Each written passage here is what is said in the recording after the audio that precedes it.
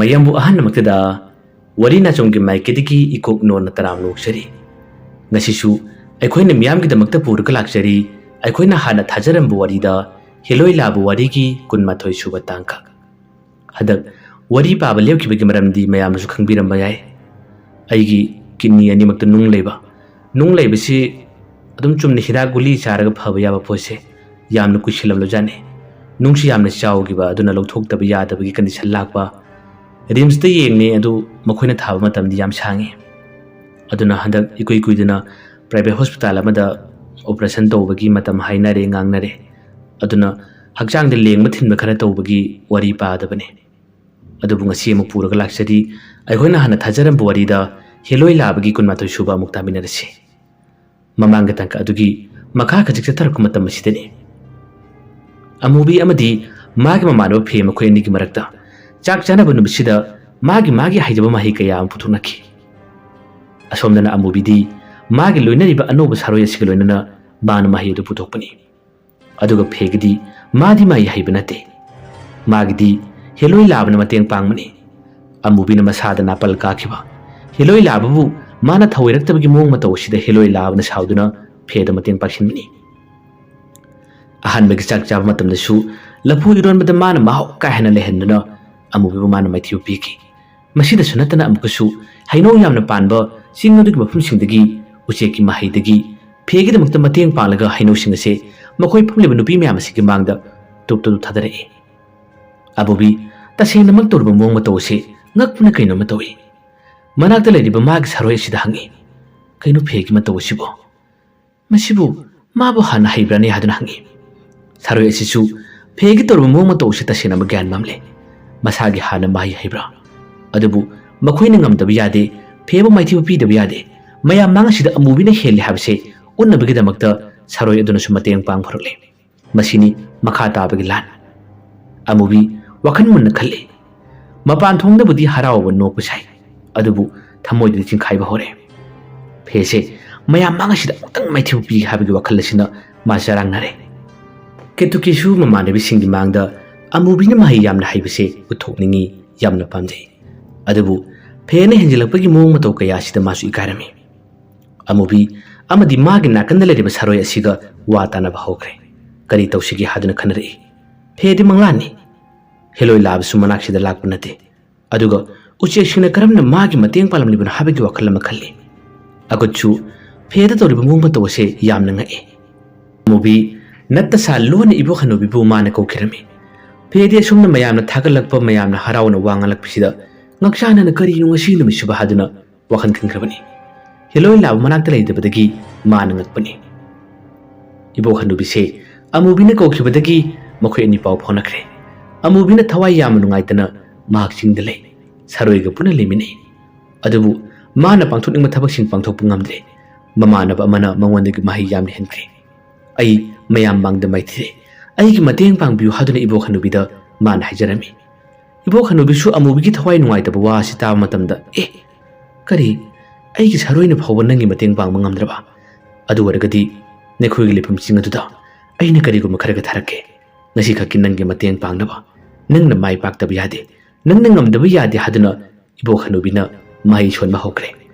aduga amubigi damakta mateng pangnaba tharakre amubi adumna soluraba tung karimata khangdaba saduna mo hokle aduga mana phe dharami phe nangi mai asidi angakpani aida nate leiriba tai nupi kaya amsu nangi mai de ngaure aduga aigi maru akut phawba nahan makai nangi mai se kadai de lotlubna hadun ngaklabani he ngasi ta sina mai thire ai nafam da mai thire mana hairbu wase tawsinari bani jingna somda karigu makhara torakadori masiga thaba ase phena ngakthokpa ngambra ngamdabra habagi sangama yengnabani asumna mana pheda ku cholaga ai nafam da mai thire haduna wa kaya ma haire matam masida nakanda leriba saroi asina karigi adumna hairibano haduna amubi dharami amubin ingit tawi tawsinaribana haina saroi adusu gyan tare tawriba kumei asidi heloi labada sangdabanina yama lapna yengi adubu amubina tawriba thabase namthagni haba mana khangi matung tabada kari thorakani habadudi heloi labsina khangre phesu amubina masana yana ai maithire habasida मासु हराउना अइदा हाइजबा नतेदा अइ ngasi ga thaba se ai karino khangre mangga chap mane haduna haire amubina yare bungo aina kai sunangi mahai do loge hange hairene is mai hairega tak tibaka saini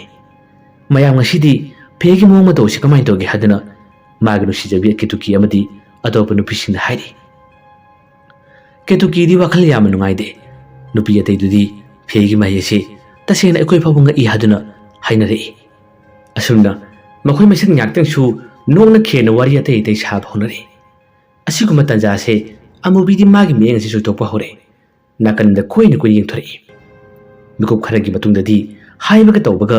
ibo khanubi na tha khiba saroi sing do mung laklare khara khara lapna lalba se amubi na ure masi ubadagi amubi na dum tawsinaram daga asidi karino haduna mana khutin na hore mata masida lairiba atai gi mitasu taseng tasena saktam sing se urakle thoroli base ani humni asom khara gar lamna horiba umorum singdagi lumlum muthorpani aduga makhoi gi masa sing se suong badona tawi amubina khut thinbada mayam se su ngning thori yeng thorku matamda nupi sing se chu punnu ure akut phesu urare nupi sing sidi amukta udaba mama pongai digi udaba sigumba ki saktam si uguma tamasida makhoi maseni matum tasingkre ima law bonre nupi sing amato oikre masidagi amubina itaw phe akhoi gi mateng pangbiyo akhoi umta kanbiyo hadna मान फेद जरे फेदी करी तौनी फेना मतंग पांग ngam banate saro sing sidi adum thomjilakle akiba phangna saktam sing sin adum naksilakpada makhoi nupi sing sidi pakhi ti kiduna kaple aduga makhoina nupa ahum masigi marum da phawlum bahoi akuchu haibtani masu ta sinama kirami masu lumba yaukre amubina muk pheda mukta mateng pang biu haidi phesu kari tawni saktam sing si ubada masu yanu kirami mana amubi dharame itaw karigino nang nengona singnari bisibo ai nangona karimita tawba ngamoi itaw masigi thabak sidana nanga thokadabani nangna kanbiyo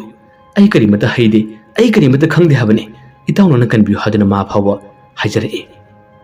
amubidi kiba saduna phedoina itaw naksilakle ekoi bu kanbiyo haduna toina tun harare maya masina su pheduna hajarami ekoi bu kanbiyo haina phe kari tawni karimata tawba ngamde phena pambai leitrabada फेना मुबिदो ना हाइजरमी इताव नंगना खरे मतेंग पांगबियो नंगी लुनरिबा सरोय सिंगदो कोबियो इताव नंगना मतेंग पांगबियो इबा थाजौने आइदि करिमता हाइतेने हादना फेना हंदन हाइजरे सरोय सिंगदुना अदुम नखिलकबदगी अमुबिसु पांगथोक्तबा यादबदगी मयाम करिमता कीगनो आइना ngamba चांग अमा येलगे असुमना हारगा माना करिगुमा खरे सुरम साइ तौरिबा थबसिंग सिदि माना पुना सनरिबले लांगाक्तनि मागना कंदा लेरिबा सरोय असे माने थंदोक थखरे अदुगा अमुबिना माहि सोना सारगा मागी खुद की ओइबा मोंग मतो खर उलगा चललेबा सारो सिंग से माना लांथेंगनबगी मोंगदुना तोरे मनाक्ता तारंबा मेखा अमा पारे अदुगा सिंगसिदा लेरिबा फत्तबा लाइना खोइदी अइना बिकु असिदि कैदोगी यंगो ताइबंग मीगी मनाक्ता लालगा ताइबंग मीबु अकी तुजुंग फावलिबा मखोइबा अवाबा ताहनबा होनरिबा नखोइ सारो सिंग नखोइबा फजना सेनबा ngamba नखोइबा ताकपिबा ngamba ai Laiba सिकावगनो अइना Miku असिदि कैदोगी यंगो हादुना मेखा अदु पारगा मान हेक्ता सारो सिंग अदुगा लांथेनर मोंग कया अमा थोरे केतुकी न चंगनु नंग कीदब्रा हादुना कपला हाय मयामदुदी कीबनु नथखरे असुमना अमुबिगी नाकन लेरिबा सारोय असिना मतेंग पालगा सारोय अनि हुमसे हेक्ता माइथिबु पिभोरे तसेनमक यामना ngapु kumai amani खुदिमसिंग सिदी अमुबिगी नाकन लेरिबा सारोय असिगी थोरांगनि असुमना मिनिट मरी मंगा हेक्ता लांथेनबगी मोंग खरा तोरमलगा सारोय सिंग से मफम मरांग खंगद्रा मांखरमी असुमना सिंग सिदा लाको फत्तबा सारोय नि हाबसिंग से अमुबी न माइथिबा पीखरबा तुंगदा अमुबीबु मखोय नुपी मयामना थागलमी चिंग द लेदिबा फत्तबा सारोय सिंग सिगा ngasi एखोयगा थेनबा मतमदा अवाना तागदबदगी नंगन कनबिरे केदुकी दसु अनसेलगा केदुकी नागति अमुबी फंगबा नंगी लेबा ग्यावना फबनी तसेंगना ngasi मागी माइ सिंग सिना अखोयबु कनबिबनी अदुगा फे नंगदी नसागी मही लोसिलगा अखोयबु अवाबा तासुनो हादुन नंगना तौबनी नागती नसागी ओजबता खनबा फत्तबा मीनि हादुना मखोयना ngalai मखोयगी वाखन फेसे मही यामना हेय हादुना nganglibani करी मत मतेंग पांगबा ngamde हादुना सैदिबनी फेदि कदाइदगी महीनो फेसु फजन हाजरमी असेंगमनी आई मही हाइदे ꯑꯩꯅ ꯊꯣꯡꯉꯤ ꯊꯥꯛꯂꯤꯕꯁꯤꯡꯗꯨꯁꯨ ꯑꯩ ꯇꯁꯦꯡꯅ ꯈꯪꯗꯦ ꯃꯈꯣꯏ ꯅꯨꯄꯤꯁꯤꯡꯅ ꯈꯨꯝꯃꯤ ꯌꯥꯔꯦ ꯇꯥꯅꯤꯡꯗꯦ ꯅꯪꯅ ꯃꯇꯦꯡ ꯄꯥꯡꯂꯣꯏ ꯈꯟꯅ ꯄꯥꯡꯗ꯭ꯔꯕꯅꯤ ꯇꯧ ꯀꯩꯁꯨꯝ ꯀꯥꯏꯗꯦ ꯑꯗꯨꯕꯨ ꯑꯋꯥꯕ ꯆꯤꯔꯕ ꯇꯥꯟꯐꯝꯗꯗꯤ ꯑꯃꯨꯕꯤ ꯅꯠꯇꯅ ꯀꯅꯥꯁꯨ ꯂꯩꯇꯦ ꯉꯁꯤꯒꯤ ꯊꯕꯛ ꯑꯁꯤ ꯑꯃꯨꯕꯤꯅ ꯏꯍꯦꯜ ꯍꯦꯜꯂꯦ ꯑꯃꯨꯕꯤꯗꯒꯤ ꯍꯦꯟꯅ ꯍꯩꯕ ꯀꯅꯥꯁꯨ ꯂꯩꯇꯦ ꯍꯥꯏꯗꯨꯅ ꯅꯨꯄꯤꯁꯤꯡ ꯑꯁꯤꯅ ꯊꯥꯒꯠꯂꯝꯃꯤ ꯑꯃꯨꯕꯤ ꯅꯣꯛꯐꯦꯠ ꯇꯧꯅ ꯌꯦꯡꯕ ꯍꯧꯈ꯭ꯔꯦ ꯐꯦꯗꯤ ꯀꯔꯤꯃꯠꯇ ꯈꯟꯗꯦ ꯐꯦꯅ ꯆꯨꯝꯃꯤ ꯑꯃꯨꯕꯤꯗꯤ ꯃꯥꯗꯤ ꯍꯥꯟꯅꯗꯒꯤ ꯍꯩꯕꯅꯤ ꯑꯩꯗꯤ ꯀꯔꯤꯃꯠꯇ ꯍꯩꯗꯕꯅꯤ ꯌꯥꯔꯦ ꯅꯪ ꯉꯜꯂꯛꯀꯅꯣ ꯑꯀꯨꯅꯁꯨ ꯍꯥꯏꯔꯛꯏ ꯏꯇꯥꯎ ngasi nangna turbu nongna tawduna haragadi nang mai haide habsi yaroi adubu nangna lot ki yauna lot khabani na ekhoi kadi haini adubu kasum kaide chingchida thorakpa phattaba lai charo sing se amubi lerambadagidi ekhoi awabadi koklei amubi singna se khara khudong jadu mande ekhoi hannaba torasira amubina nokphetona khumi itaw karimata kigano aina hana khudima sing se thorang tawkhrabani mafam masida kariguma phattaba lai saroi amata lakpa ngamoi ai loina mai unagani aduga nupi singna koi su karimata wagano kigano ai ledi kaida nakoi da awatu jung karimata nang haloi haduna mana harami asumna amubigi napalase amakina wakankre mayama sinasu mabu yama thakatli adubu leidiba nupi sing atai dudi singlomnigi kariguma khara thorakibsina makhoi gi maithong humse adum kiru yengba hore amubina yas yenguno harga karimata thororoi karimata lauroi haduna themli amuk phammi aduga wariyate shanaba tawi phedi maithong si imang maksingkhre mabu thajadabagi mong matau khradasu makhoina ngalakpa karimata haitaba mangonda asumna ngang cheiba kaya ama tawbusida wakhal yaman ngairamne mayam punna phammi amubina pheda ngangbu ngangbiruno mata segna mai haidaba oiramani mana haibadi thong thakpadani atai di karimata ngambanate madi nubaarasu yam pangdabadida asumnasu haraga amuk sunoi phe karimata khumde makhoi gi nungaiba chak chanabagi program ase tongana mong amada oirakpasida phe wakhan yam nungairamde tawriba mong mato khudimasing ase heloi labra loinui magi mateng palbu si asinasu loinui adubu tanjasida karamna heloi labra changduna mateng panguni mateng pangu sungamde maksu thawai yam nungaitana chakni khingli mayam punna phamasi ngakhtang wari sari adubu nupi sing sin ngarang ngalaga ngasigidi halase ekhoi halase aduna yamna toina wangang hore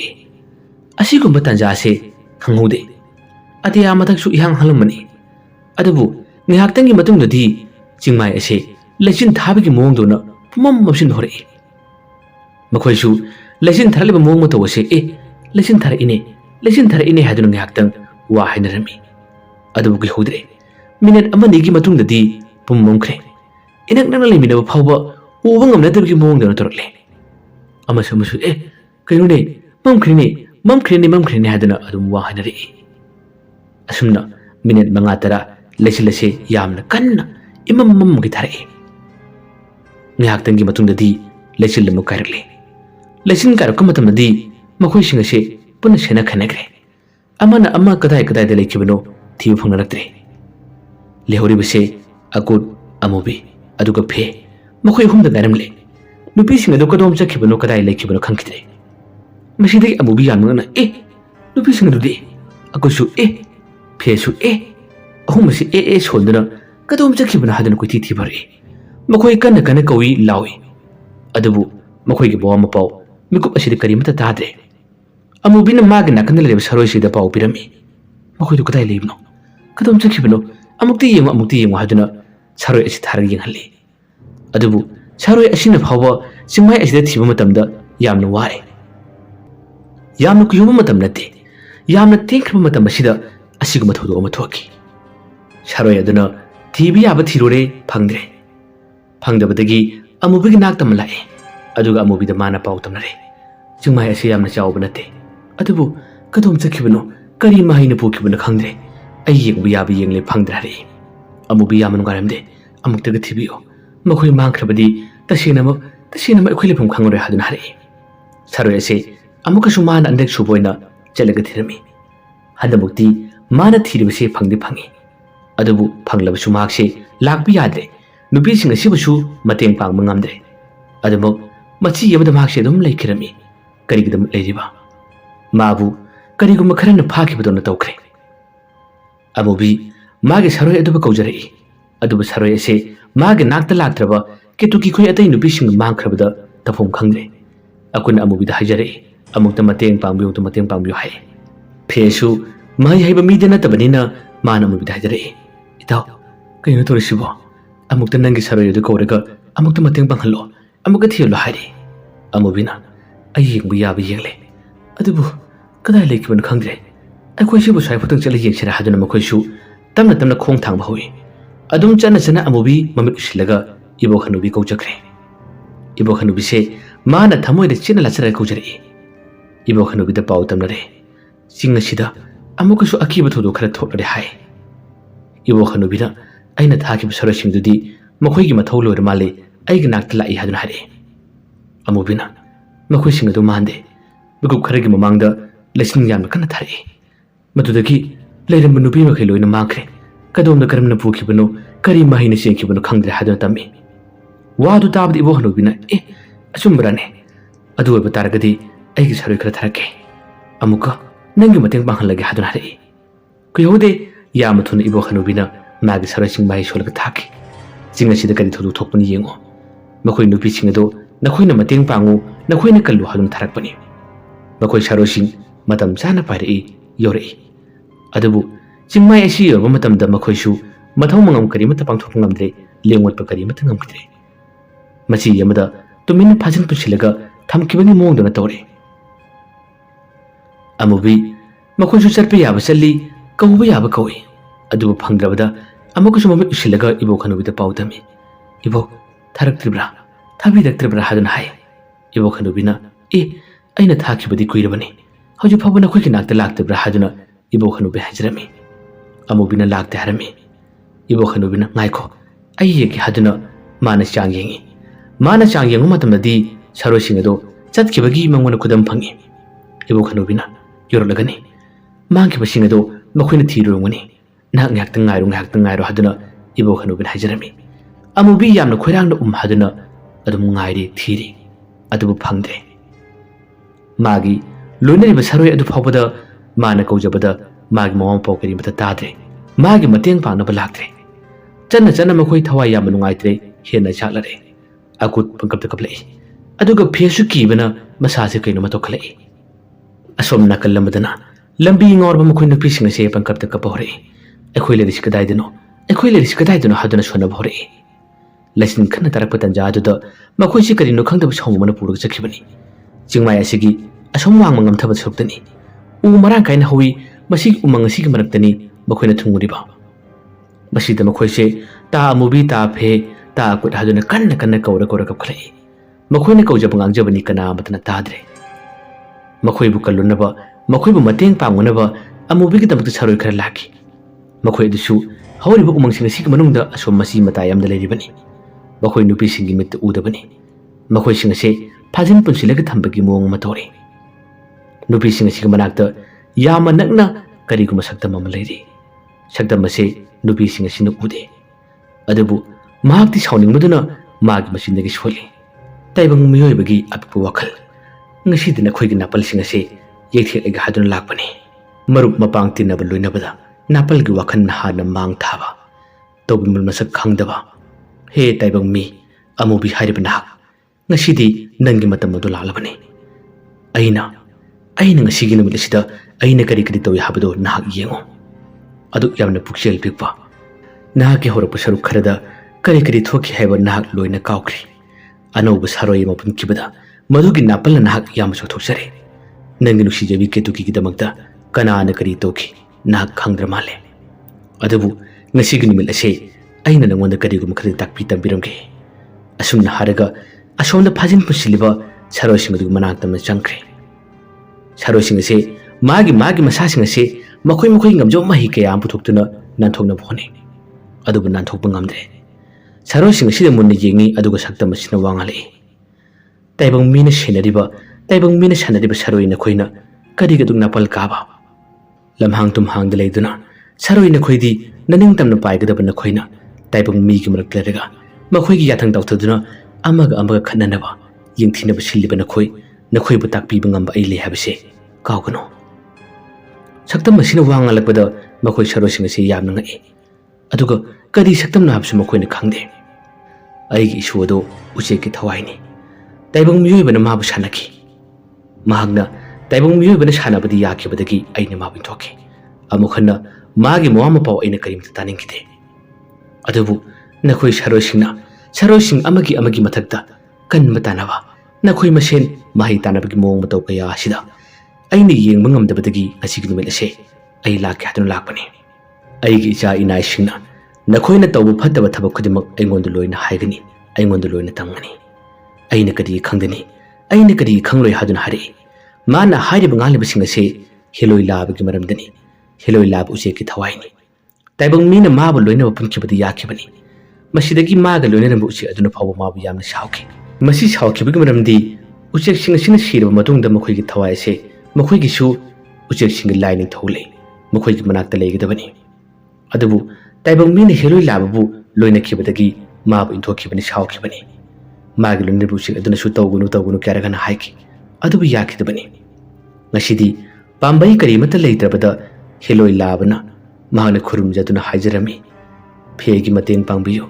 saroi singi marakta amaga kanma tanaba mong mataw kaya siyang mangamdre ibai bungo amukta mateng pangbiyo hadun haijare mana haijabsida maga pullibu uchek sing amadi uchek kanlu kaya aman amatoina manaraga haijabadagi makhoi gi wasi tabada khangma ngamdabadagi makhongna thongni masasi lakpani aduga ngasidi parama tambiragi haduna asumna torakpani hojikti ngangbu yaba ngangle asomdana nupi singa se pangkapta kapli lauri makhoi gi lambi leitre nukup kharagi matungdadi saru sing sida hairare nakhoina pheda lal haduna khurumjo pher pakhang machaduda nakhoina lal haduna khurumjagadabani nakhoina tawriba thabuk khudi masing ase phattaba ngaktani khango nakhoi saru sing marakta kan matana bi yade saroi marakta gi phattaba tongana tabduna maithi bi banatna nakhoi masen gi marakta amuk kan matana duna amana henba gi wakal ase khanagano hojikti lambi ngawraba nupi sing ase aina amukhana achumba lambi da thabiragani nakhoi khudimak aigi tungda lao phajin punsilama saroi sing hojiki saktam masina thatolare aduga maagi tungda tamatam lahalami nupi sigi manak hek yorabada saktam masi maagi saktam asengba ma phawdorak saktam masi ubudu nupi sing ase lauduna sine matam masina saktam masina hairare aibu ki giro nupi macha sha ai wa haigi munataw nakhoina selapsina khoigi lambi leroi nakhoigi mateng pangba lakpani wadu harakpidi ketu ki chuleble atai chuleble makhoisu makhullo naduna hajare akhoi bukan biyo ngasi ki mataw langwala sa akhoi karinu khangre changhaidu mofamda akhoi na sangu batarabasu akhoi bukan biyo hairare tanja asida saktam masin haire nakhoi gi mitta kari gu makhara uhan gi yengo asumna hariga makhoi gi mitta saktam khara uhalai saktam sing si ubudunu pi sing ji koilaw lawi ki duna sengi tawi matam asida hairare ki gno makhoi sing sina nakhoi bu lambi lana lu singduna nakhoi bu lambi nga honna bataramani nakhoi bu chelaga puramani adabu hojikti nakhoi gi marakta pullamba phena mana tharakpani aise mana mateng panglu haduna tharakpadagi aina nakhoi bu kanbirabani wadu harakpada mayamasina kari phena tharakpa saktam baduna khumi phena tharakpani hojikti nakhoi bu achumba lambi de lu singlage law aigi mang thana chello makhoi phattaba saroi sing ase aina pharabani makhoi karimta tawba ngamoi makhoi na tungda aigi tungda laksino nakhoi tu mangi lambi se ase chumna chello wadu harakpada makhoi sing sing akre phegi mahina thabirak pahaduna makhoi se tagliba lambi dum bulakle asomda su makhoi nupa huma sina kanna ko ba kaya ase nupi sing sina su law ba kaya ase tana badagi makhoi se lambi faunabadagi makhoi pun hojikti thengnarare thengnaba matam asida makhoi gi tungda khara lapna saroi mari manga tillibase amubin urami amubin khalli magi thagi ba saroi sing sina mateng pangun haina ketuki da mana aina haidra nakhoi awaba karimta taroi aina mateng pangani haidra hadun hare ketuki wa karimta ngangde matam asida nupi yamana nang na pangu sunataba phena tharakpa saroi aduna mateng pangmani kadai lekre haduna makhoi si tungun thori amubi yam ngakre makhoi on thorok matamadi saktam dularamde akiba phanglam saktam sing ase nupi sing ase gi butu suri aduga akut amadi fesu urame makhoisu kibana tunghalle adabu amubina thariba saroini haduna makhoina khalle masi ki tanja sida saroi singa se changsilai makhoi singa se khara laptakna pheda makhoina lali haduna khurum jabagi mong matore akhoi amukhana fataba thabak tawroi haduna pheda khurum jarami amubi tasinam ngai karino ne kina torisibo haduna magi masindagi cholai fesu mikup asi yamna ngakre akusu ngai aduga nupi singa te dudi pheba yama thagale ngaktangi matungdadi amubi do wa khara harami atopa saro singa se ekoi chalagi haduna makhoi se mangkhirami lehuri ba saro disu gup kharagi matungda mangkhraga amubi matomtana unba monga matokre adabu makhoi saro singnadi pheda lale haduna khurum jakre ngasigi chingmai sida chak chana ba tai tai toba thabak khudi masing se phera lone ngambagi mong matokre torba mong matose khara laptakna heloi laban u matamda thamoi yamna pinjaki kapchaki makhoi myang mratagi thadokraba makhoi uchek singisu laining thau ori basida heloi laba amadi magi lonari ba tai uchek kalu kaya sina khurum jarami hayeng amuk wari sigi makha mu pujarake hayeng ni soidan maki wari pajarakani hadang matam khara amu leptana wari tharake hayeng makha mu ngai menasi mayambo aroibada dan khumanna amukana khurum jari